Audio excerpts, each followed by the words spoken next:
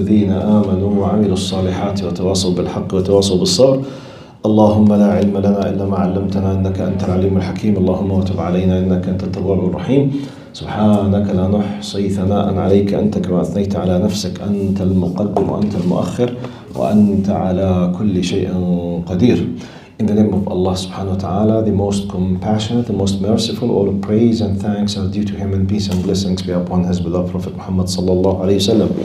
He who is guided by the will of Allah, no one can misguide him. And he who is misguided, no one can guide him except Allah subhanahu wa ta'ala. Assalamu alaikum wa rahmatullahi wa barakatuh. Now, chronologically, I'm supposed to start directly now with the battle of Tabouk, where we started now to talk about the munafiqeen.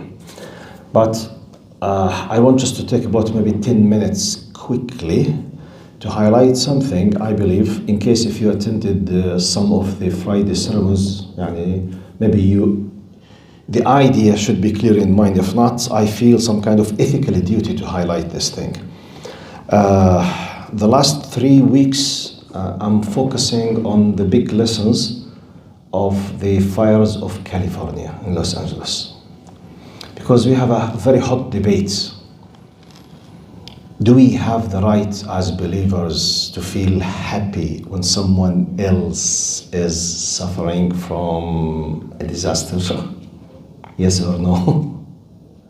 The general ethical answer is no, definitely. We have to feel sympathy and empathy, definitely. Because some people, they mix. When we highlight part of this huge issue, some people, they mix things in a wrong way and they receive wrong messages. The general rule in Islam, any genuine Muslim should be loving khair and goodness for everyone. Generally. Okay? We have exceptions. You have the enemies who are killing you, you have the enemies of humanity, you have the exceptions. The general rule, humanity in general, a genuine believer should be loving khair for any of them and should be feel pain if anyone is suffering. Period. Let's close this file now. As Muslims, we should not ignore as well the signs of Allah when something huge like this happens. Specifically, when some indications are pushed by themselves and force you to rethink about them. Now, we don't highlight every day talking about what is so-called in the human language natural disaster. For us, we don't call them natural disaster because it's a direct commandment by Allah for us. But this is not my point. Every day we have earthquakes everywhere. Every day we have volcanoes, on a globe level, okay? In a global level, every day we have disasters, wherever.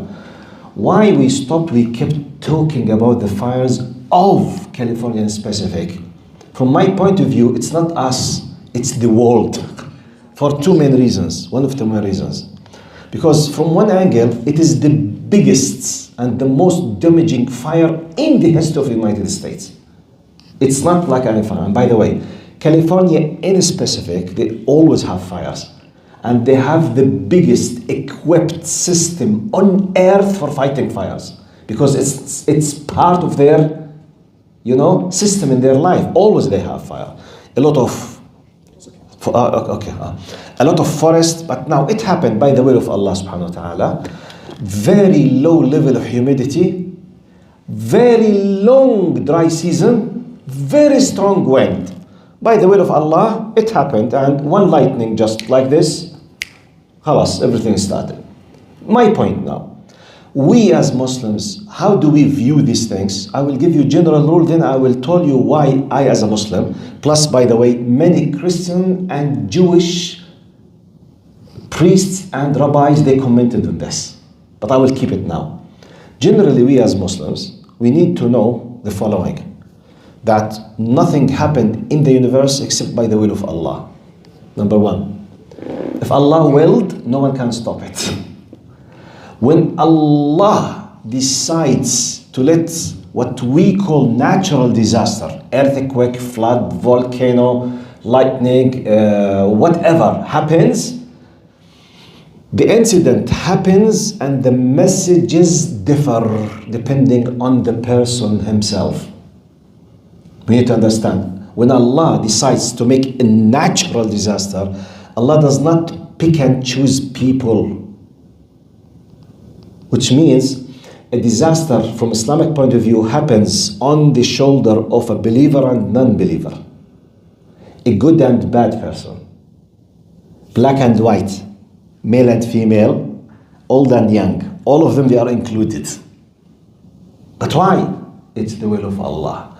For us, because we believe that a natural disaster is not the end of the story, we believe if someone passed away in such a disaster, they differ in terms of their final destination.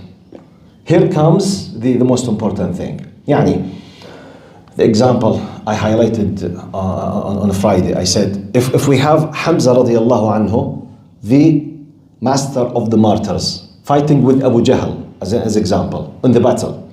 Now they are in the same place, having nearly the same style of weaponry. Sword, spear, shield, eating from the same food, standing on the same land in the same time, using the same tools. If they killed each other, they, now for the observer, they lost their lives. سامع الوش هاي من عشان تيجي؟ شيل المايك الجديد هاد؟ يا I think هذا حط هون؟ لا راح وش طيب خليه هون. لا فصلته بالمرة لأنه الشكل الدابتر مش شغال. اوكي وهذا شغال؟ شغال. اوكي تمام. What I was saying? For example, let's imagine in theory, Hamza and Abu Jahl, they were fighting, and at a certain point, everyone had the strongest hit and they killed each other. For a third party observer, they lost their lives. Poor. No. One of them is the master of the martyrs. One of them is Fir'aun هذه الأمة. He's the pharaoh of this ummah to the bottom of the hellfire. Even though they faced the same technical, materialistic appearance. So we don't judge things just because it's a fire, it's a disaster. No, maybe someone will die in a fire and he will be a martyr. The other one will die in a fire and he will start the real fire of Jahannam in the day, of the day of judgment. So this is general rule. But why I'm highlighting, like many other people, even non-religious people, and some priests in some churches in America, for two reasons.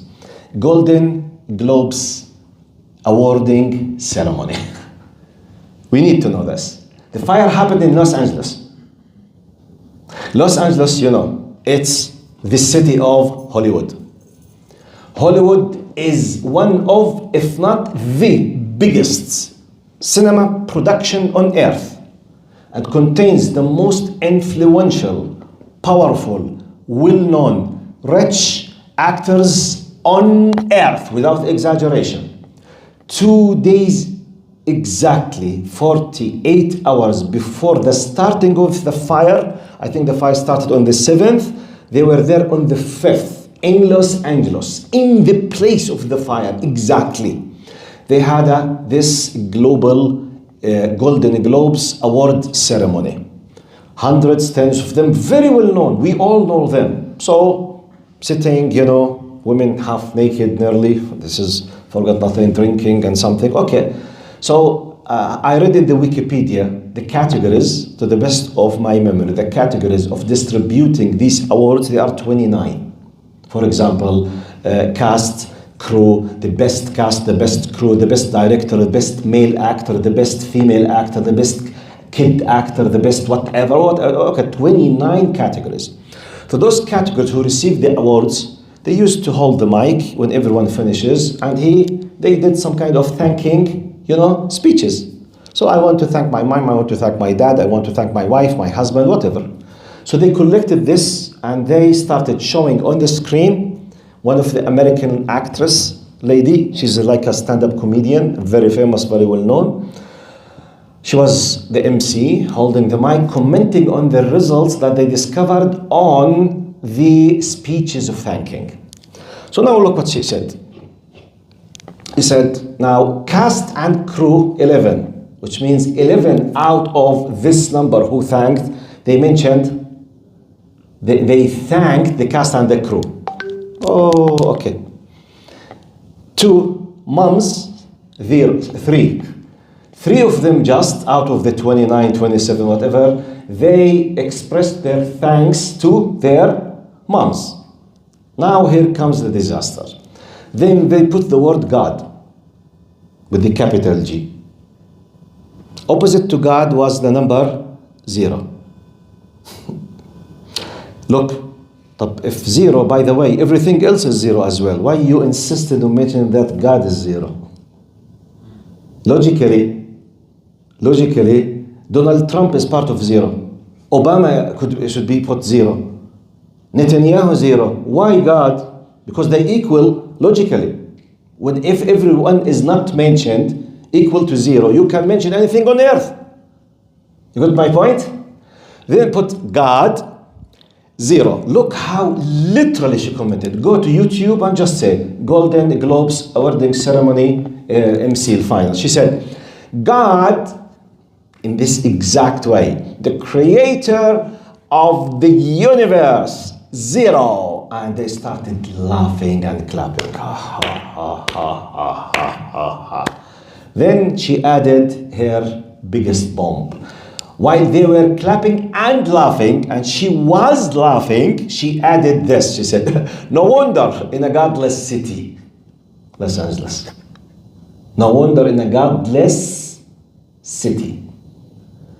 Exactly 48 hours, the fire started. By the way, up to this moment, today, we are on the 27th of January, still the fire has not stopped yet. What do you mean, Sheikh? Do you mean that Allah is punishing them? Allahu Alam. Maybe. But this is a big message. By the way, in the 11th day, I stopped counting and following up. The losses, the direct, not the indirect. We have direct and we have indirect. The direct, it was 274 billions. Direct. And the estimate up to the first week of the cost of the reconstruction is 1 trillion in Los Angeles. Up to the 11th day. I'm not discussing today. Today is 21 day. So it's amazing. So just 2 days after that, as if, Wallahu Alam, Allah is telling them, okay, godless city, let's see how we'll control. Most of those people who were laughing and clapping, they lost their villas and houses. Now I read quickly, some of them, the cheapest house, to the best of my memory, it was 4 million American US dollars, which is about 6 million Canadian dollar. The cheapest, the rubbish. The average is about between 30 plus millions. Just the estimate of the house, the cost of the house. Some of them 72 millions. Some of them his house is 50, 60, 30, 18, 29. But talk about the house, not just still the furniture of the house, not the jewelry in the house, not the direct cash they lost in the house, not the fancy cars that they lost with the house.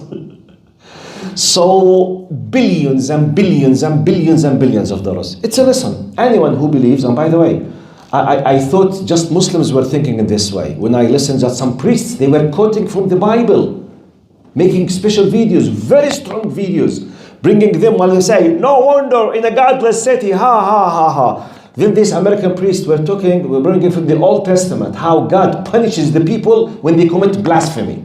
You know this terminology, blasphemy? Committing blasphemy in Arabic means التجذيف على الله أو شتم الله أو الاستهزاء بالله, making fun of Allah or attacking Allah or declaring the enmity against Allah. It's called committing blasphemy. Even American priests themselves, they were quoting it. What are you doing? Where are you going? That's why many people, they focused on talking about the fires from faith point of view. Because most of the people, they analyze it just from scientific point of view. Scientific math. What's the reason of the fire? Long, dry season. Very strong wind. Low level of humidity. One incident of lightning fire. This is math. By the way, it's true. People of faith, they don't stop by math. They go behind the one who controls the math and physics and who created math and physics, the decision maker, or to be more specific, the ultimate decision maker. إذا قال لشيء كن فيكون. It seems, Allah knows the best, He decided to give small punishment. Not general. This is, by the way, none of them passed away. All of them, they are still alive. Still, they can return back and they can repent and everything is khalas, no problem. Still, that's one of the evidence on that. وَلَنُذِيقَنَّهُم مِّنَ الْعَذَابِ الْأَدْنَى دُونَ الْعَذَابِ الْأَكْبَرِ لَعَلَّهُمْ يَرْجِعُونَ. We will let them taste part of the low punishment, the simple punishment, before the biggest punishment, which is Jahannam eternally after death, so that they might return back, which is general rule on them and on us, on all of us. This is the first reason why we focus. The second reason, I think no one has 1% doubt that it was the biggest message in the fire. Mr. James Wood, the American actor. James Wood. Go and check in the YouTube. James Wood is he was born 1947 and he received a lot of awards. He's one of the actors in Hollywood. James Wood, he is on the top rank genocide enablers. He was supporting killing the children and women in Gaza all the time. And I know we have many people who support killing innocent people, but at least they hide themselves. They feel shy just to show it. They just shut up their mouths and they speak in their private circles. This wicked, rude person, he insisted to support in public, and he has a very, very famous tweet where he says, no ceasefire, no compromise, no compassion, hashtag kill them all. Who? All is applicable in who? The people of Gaza. No compromise, no compassionate, no ceasefire. Look, no ceasefire, kill them all. James Wood, in specific, out of all the actors, he was the only one who came to CNN on the day of the fire after he lost his house, crying like a child. He lost his house, he was crying. He said, you know, my house, my memories of my sons, of my grandsons. And the irony, the wicked things, the American CNN presenter, she was, very sympathetic. She about to start crying. Never they had their tears for the kids of Gaza, subhanallah. But you believe in human rights, I believe, sah? You are supposed to have human rights. So when you see kids who are burned alive by the American napalms, okay, you should cry for them as well, at least from human point of view. She was about to cry with James Wood, who lost his house. And now millions of people, not Muslims just, even Americans, non-Muslims, atheists, secular, religious, Jewish, Christian, millions of them, they started making fun of him. They started to bring his tweets. And he was so wicked that he put his tweet with an image of a Gazan hijabi sister crying on the rebels of her house. This is his tweet. He said, no ceasefire, kill them all. On a hijabi woman. So they brought to him his tweet with the rebels, and they put the image of his burned house with the image of himself crying on CNN, which means no ceasefire. Okay, no ceasefire. No ceasefire.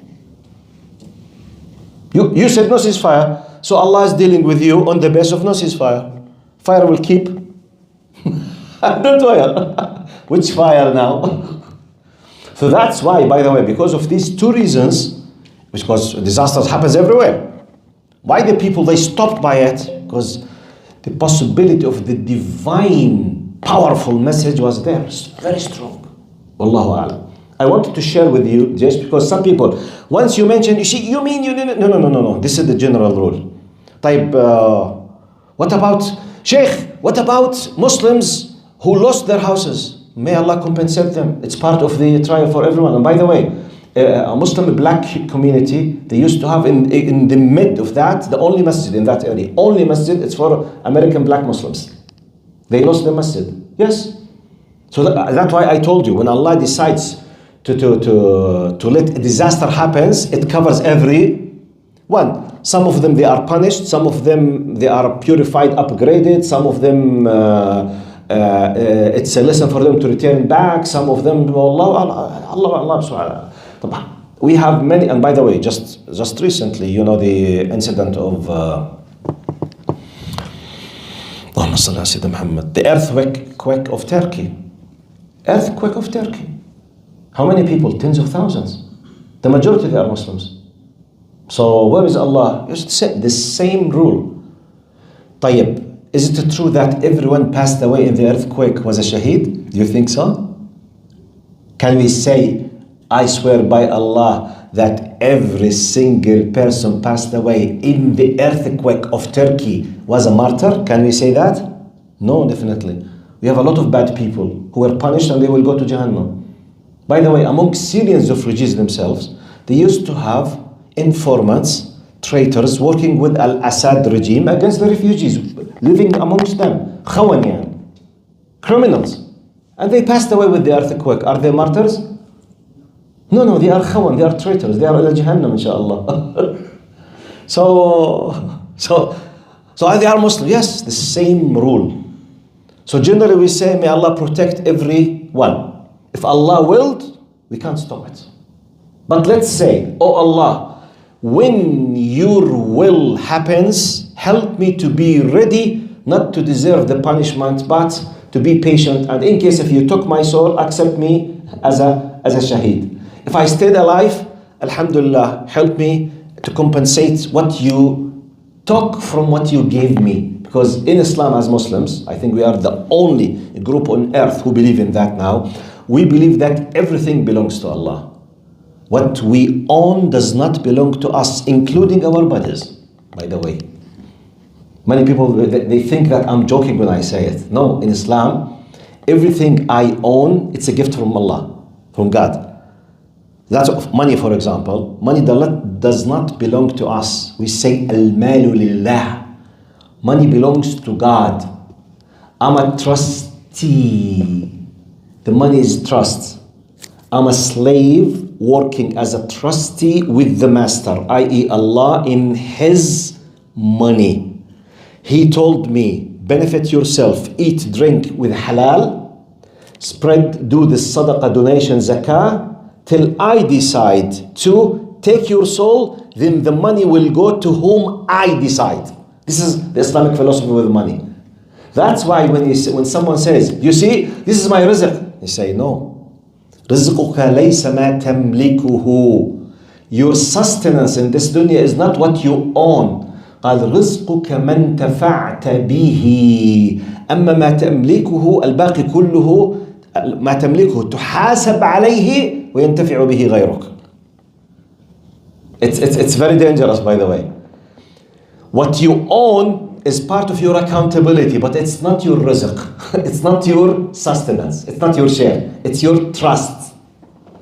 Your rizq is just what you directly benefit from. What you eat, what you drink, what you use in your clothes, what you benefit, your bed, your house, your car. This is your rizq. But I own $1 billion. This is not my rizq. I spend, let's say, out of this 1 billion, let's say 50 millions in my life. This is my rizq, the 50 millions. The rest 950 millions, it's a trust.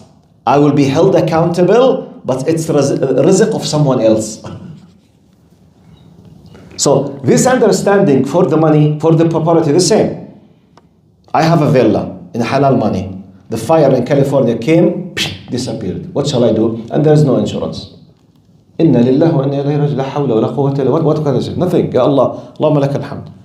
Allah took the money that, gave it to me. let's think, if it happened because of a shortage of taking consideration, let's do our best not to let this happen again. If it happened, with complete, out of my control, la hawla wa la quwwata illa billah. I'm talking about believers now, even practicing Muslims. So as not to misunderstand, because some people will say, once we comment on this, so you don't like khair for others? No, Habibi, it's much more bigger than that. So I felt, because this is a very specific group, I felt ethically it's not good just to continue without sharing you with this, because nearly everyone on earth was talking about this topic in the last 2-3 weeks. And by the way, it started in San Diego. Not just Los Angeles now, San Diego, 150 kilometers. They are in the south of California as well. So it's one of the biggest disasters in the history of the United States. As a believer, how can I benefit from this? This is part of the possible insights and thoughts, wallahu alam. Wow, I did not know that it will take this time. Well, I was planning 10 minutes. But I hope there's some benefit in it. Did you mention about firefighters in LA? What about them? They are the chief is a gay, and she only hired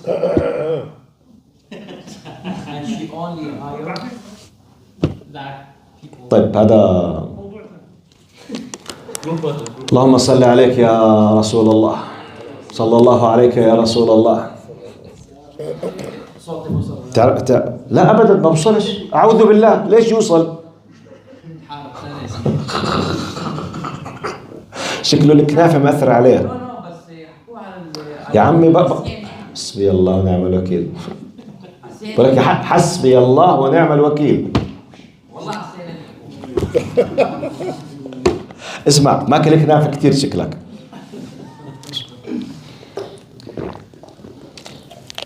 اللهم صل على سيدنا محمد. والله بس كالجيز. طيب, let me at least just take half of the dars just to sharing, because I think we did share maybe the most important thing for tonight. Last time, if you remember, still for the last 2 sessions, we are focusing on the role of the hypocrites in the Battle of Tabouk. Battle of Tabouk, it was in a very, very difficult time. Very hot, shortage of everything, long distance, and we covered this. Now, last time, Prophet Muhammad ﷺ, Allah subhanahu wa ta'ala, told him about the munafiqeen, about the hypocrites. And he commanded him not to pray or to make dua or to be lenient with them or. And we said, this is a big lesson for all of us. Today, I will highlight just one incident from the munafiqeen, so not to take your time. Now, part of what happened at that time, قال المنافقون قاموا ببناء مسجد الضرار أثناء تجهيز النبي صلى الله عليه وسلم لجيش العسرة. A group of hypocrites, they started block. Politically and from security point of view, it was one of the most difficult times in the history of Islam at that time. So everyone, it was compulsory to prepare himself and to go to fight. And as I told you, the army, according to the narration, between 30 and 36,000. It's the biggest number. And they were heading towards the north, up to fight the Romans, Christian Romans, and Arab Christians all together, with different estimates, with about 100,000 preparing to them. So, anyone who does not have an excuse, it was compulsory to go. Which means Medina will be left just with women, kids, and the administrative staff who will take care of Al-Medina. Everyone else should go. In this time, a group of hypocrites, they started building a masjid. A masjid. Look. So it's a good thing. Wow. Masjid. Look how they work. Munafiqeen, hypocrites. So superficially, wow. ايه يا عم؟ ايه هتعترض على بناء مسجد بقى الله؟ You got? They are building a masjid. Look what they say. قال they started building a masjid قال بقصد جمع أوباش الناس وبغية التفريق بين المؤمنين. They were collecting all filthy, dirty people who does not like al-awbash, the rubbish of anyone, those just hidden, people like themselves.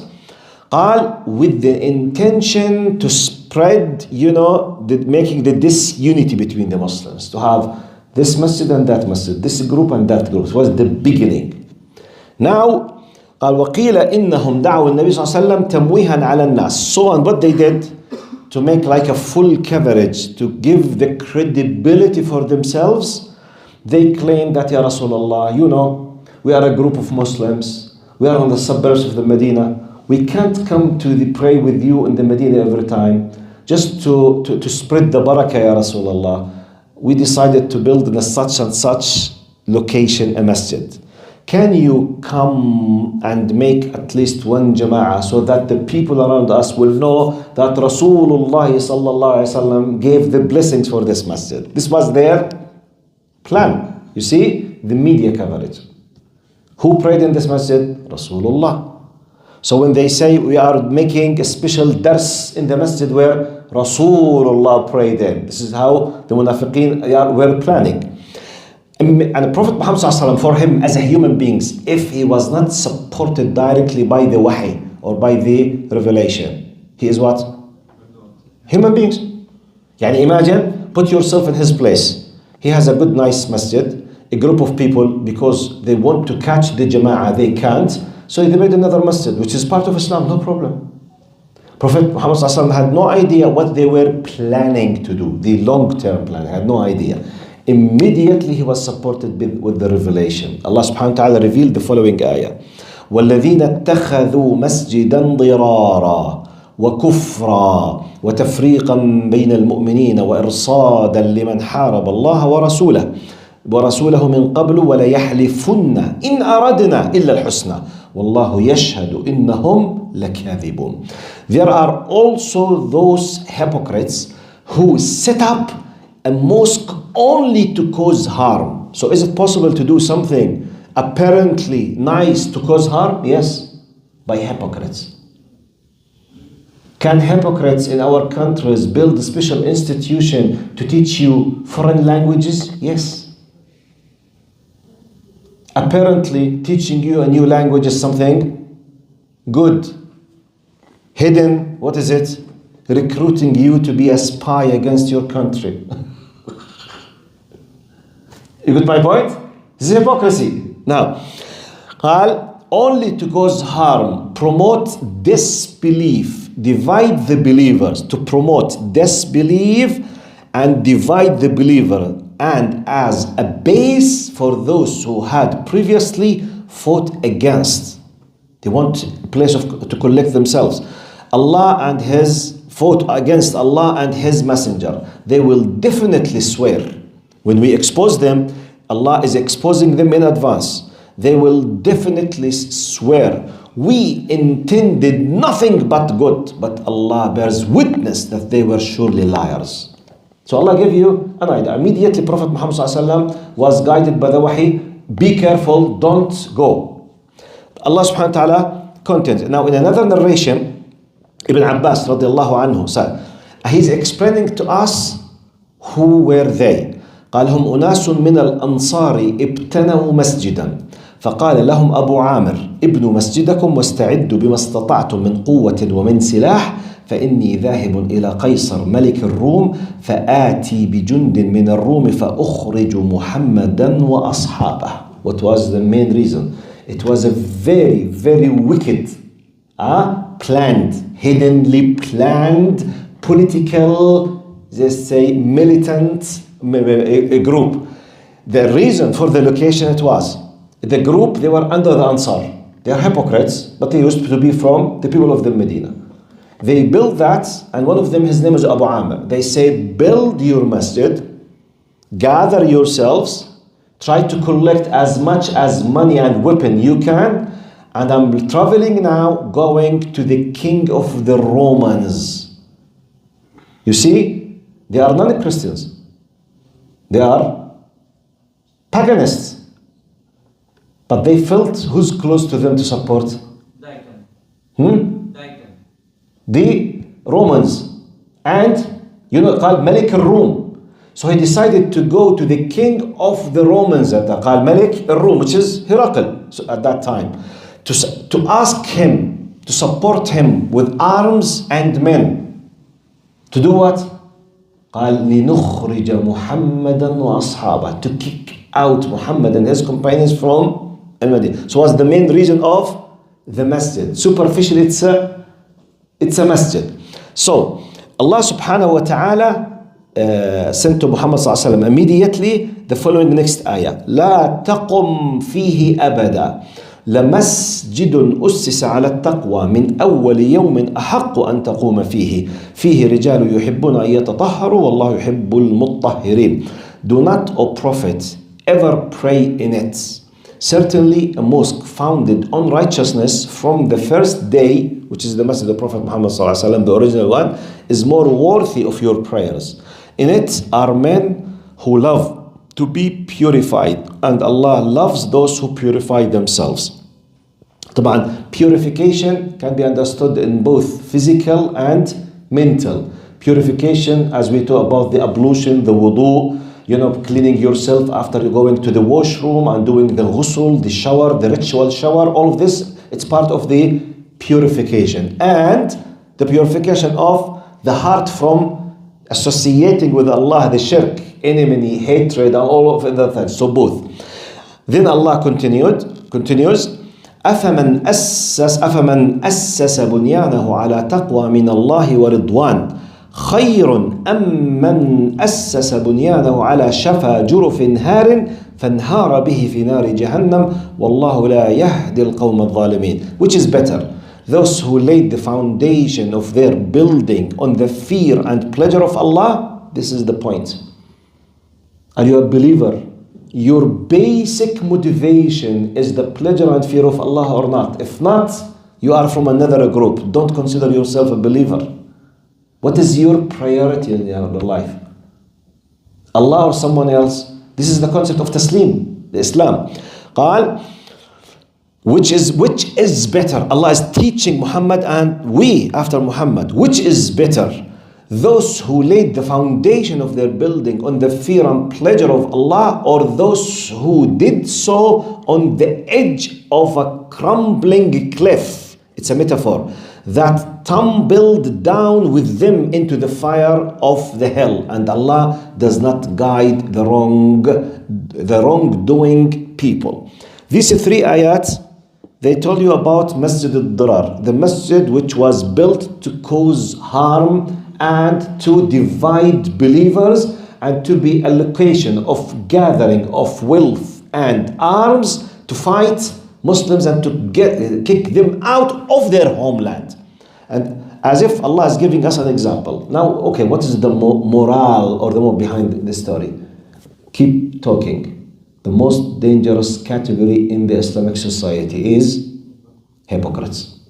I will keep repeating. When Allah started Surah Al-Baqarah, the biggest chapter in the Quran, the first 20 ayah, 5 first ayat, they are talking about believers. Alif Lam Mim, ذلك الكتاب لا ريب فيه هدى للمتقين الذين يؤمنون بالغيب. The first 5.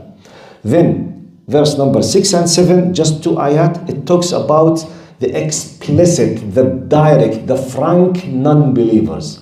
إن الذين كفروا سواء عليهم أنذرتهم أم لم تنذرهم لا يؤمنون ختم الله على قلوبهم وعلى سمعهم وعلى أبصارهم غشاوة ولهم عذاب عظيم. 2 ayat to speak about those who decided to be non-believers.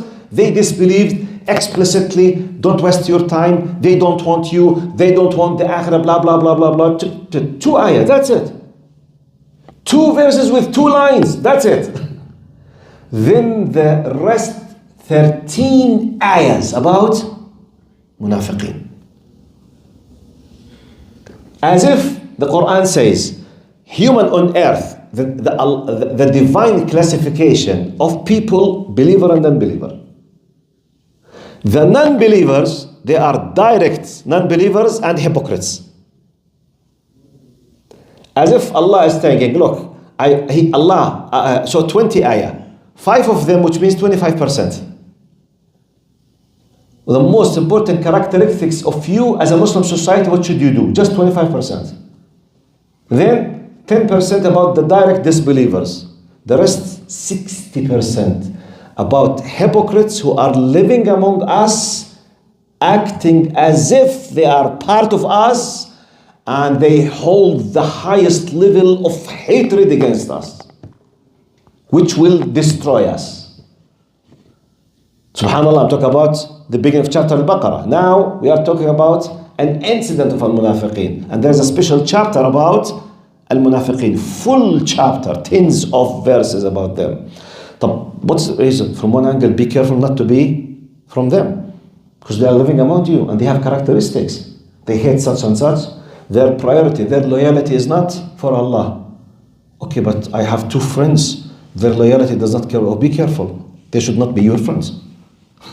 The concept of wala and bara, it's a basic concept in Islam. The concept of loyalty and disloyalty. You are loyal to who? It's like, for example, to make it simple, in our simple language, I will finish by this. Because when we speak about this, immediately, but we all now living in a very modern stage, we are in a democratic societies, all of us should be inclusive. Is this applicable? Is it possible to be inclusive with everyone? Or it's impossible? It's impossible. Okay, bring me now the best liberal, inclusive Western people if they can accept Nazism and to deal in inclusivity with them. Do they? Hitler and Nazism. Oh, okay.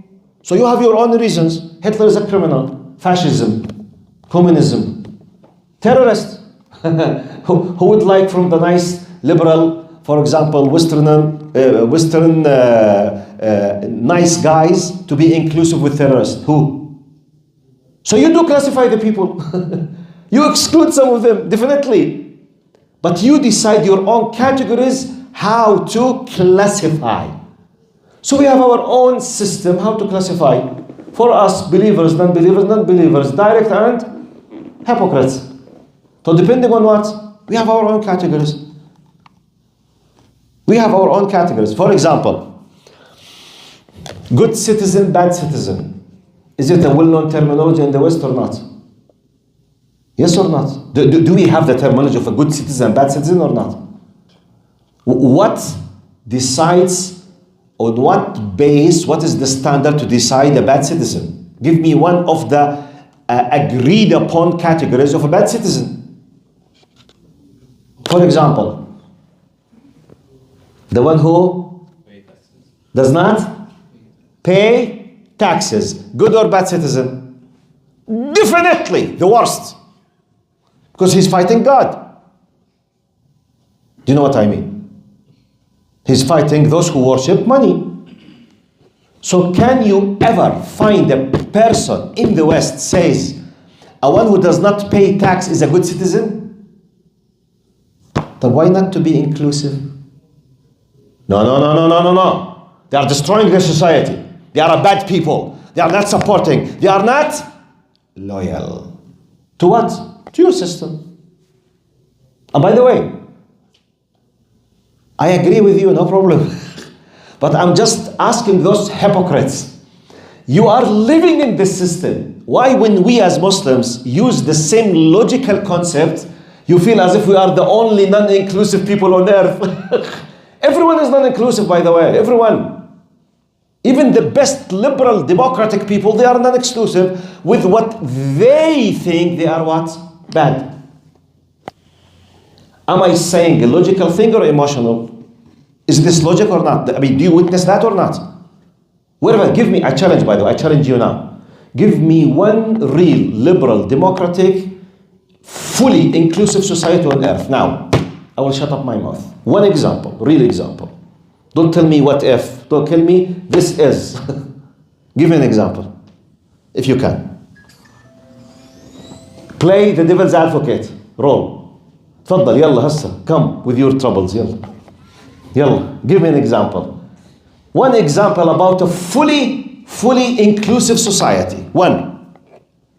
Every society have their own concerns and restrictions against some certain categories. North Korea, China, if you are not up to the last few years just, now, for example, China for decades, not the last few years, for decades, they were Communist Party controlling China, the 1 billion person. If you are not part of the Communist Party, may God be with you. Completely. Non-exclusive. German Nazis, the same. Italian fascism, the same. Russian communism, the same. But what a nice American democratic, the same. Go and read Mr. Google or ask ChatGPT about McCarthyism. Have you heard about McCarthyism? Al-McCarthiyya. Have you heard about that? McCarthyism, you know what is so-called the Cold War between Americans and the Russians. You know, after the collapse of the Germans and the very weakness of the huge British Empire after the Second World War, the world started a new world order. America, before 1945, it was not the player number one on earth. It was not. After 1945, and using the 2 nuclear bombs against Hiroshima and Nagasaki, they jumped to be player number 1. The collapse of Japan, Germany, Italy, the emerge now of the Russians or the United Soviet Social Republic, are opposed to the Americans now. Both of them, they were competing in the space industry, reaching the moon, in nuclear bombs. In this competing, it used to be called in 60s, 70s, 80s, up to 91 for about 40 years, the Cold War, Al-Harb al-Barida. They were fighting from, as we say, from underneath the table, just destroying everyone. They have allies and against allies. At that time, at a certain time, Americans, they were fearing any Russian spies. They have a serious problem with anyone who's cooperating with the Russians. So at that time, they used something called, to the best of my knowledge, the McCarthy. McCarthy, it's the surname of an MP in the Congress. He made a law, put a law, by this law, because it's like fighting terrorism now. Because of this, for example, they put some certain categories how to discover and to define the enemies of America. Once someone is labeled with such and such things, he will be supporting Russians against Americans.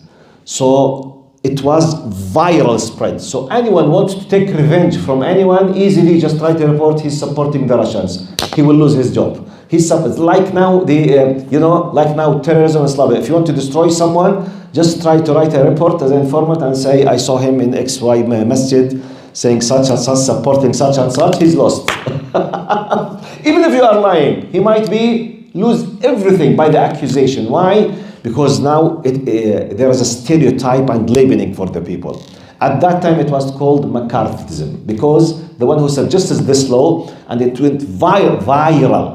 Millions of Americans, they were influenced in a bad way, and many of them, they were innocent. But it was, because of the war. So ask Americans at that time, do you accept inclusivism? It's impossible.